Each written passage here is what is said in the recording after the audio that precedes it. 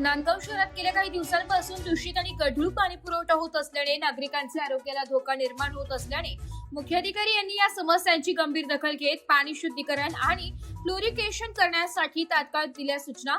आम्हाला 12 ते 15 दिवसांनी पाणी येते आणि त्यात इतका दूषित पाणी गढूळ पाणी येते की पाण्याची खूपच दुर्गंधी येते। त्यामुळे आमची एक विनंती आहे, आम्हाला पाणी तरी स्वच्छ द्या असे नागरिकांनी सांगितलंय। शहरात पाणी संदर्भात समस्येचे गांभीर्य लक्षात घेत नांदगाव शहराला होणारा पाणी पुरवठा काही दिवसांपासून गढूळ आणि अशुद्ध होत आहे, ज्यामुळे नागरिकांच्या आरोग्याचा मोठा प्रश्न निर्माण झालाय। मुख्याधिकारी श्यामकांत जाधव यांनी परिस्थितीचे गांभीर्य ओळखून पाणी पुरवठा विभागाला शुद्धीकरणाच्या तातडीच्या सूचना दिल्या असून पाणी शुद्धीकरण करण्याचे काम चालू आहे। 3-4 दिवसात स्वच्छ पाणी मिळेल, ज्यामुळे जनतेला थोडा दिलासा मिळालाय। नांदगाव नगर परिषदेच्या वतीने 44 भागांमध्ये पाणी पुरवठा केला जातो, जो तालुक्यातील दहेगाव, माणिकपुंज आणि गिरणा धरणातून येतो।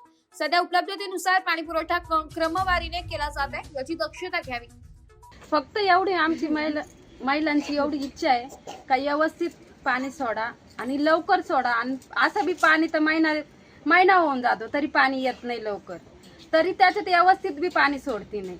फक्त आमची एवढी विनंती आहे का चांगलं पाणी, स्वच्छ पाणी सोडावं आणि लवकर तर लवकर। लई 8 दिवस 5 दिवस झाले तरी पाणी सोडलं तरी आम्हाला काय हरकत नाही, फक्त एवढं आहे का तुम्ही लवकर स्वच्छ पाणी सोडवा। काय समस्या तुमची? आम्ही राहणार नांदगाव येवला रोड गांधीनगर मधले आहे। तर आमची पाण्याची समस्या आहे। आम्हाला पाणी 15 दिवसानंतर येतं, पण खूप घाण पाणी येतं। तर पाण्याचं असं खूप घाण म्हणजे मुलं आजारी पण पडता, खूप परेशानी होती। पाणी पण तुम्ही बघू शकताय का पाणी कसं येतं म्हणून। तर आमची सरकारकडून एवढी विनंती आहे का आम्हाला चांगलं स्वच्छ पाणी सोडलं पाहिजे। मराठी न्यूज साठी जिल्हा प्रतिनिधी विजय पडते, नांदगाव।